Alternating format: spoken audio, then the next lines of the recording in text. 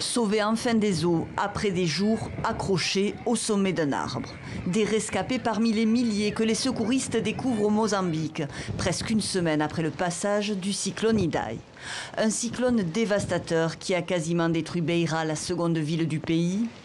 Plus de maisons, d'hôpitaux, plus d'eau, d'électricité et des centaines de milliers de personnes désorientées. Je vis sur le bord de la route, j'y ai installé un abri.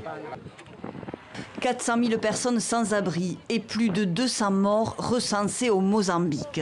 Un chiffre qui risque fort d'être revu à la hausse, tant le désastre est immense, préviennent les humanitaires. Une zone équivalente à un rayon de 100 km est sous les eaux selon le gouvernement. Ponts détruits, routes coupées, certains endroits restent encore très difficiles d'accès.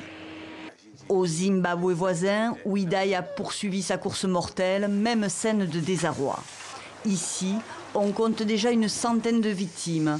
Un bilan qui pourrait tripler, annoncent les autorités locales. Hier, on a enterré 42 corps. On creuse encore d'autres tombes à l'appel. On se mobilise en tant que communauté. On n'a pas reçu d'aide financière du gouvernement. On a faim, les maisons ont été emportées. On ne sait pas où aller.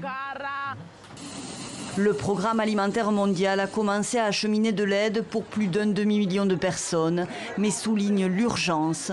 Des pluies abondantes sont attendues dans les prochains jours, sans compter d'autres menaces, au Mozambique notamment, où de nombreux barrages risquent de céder.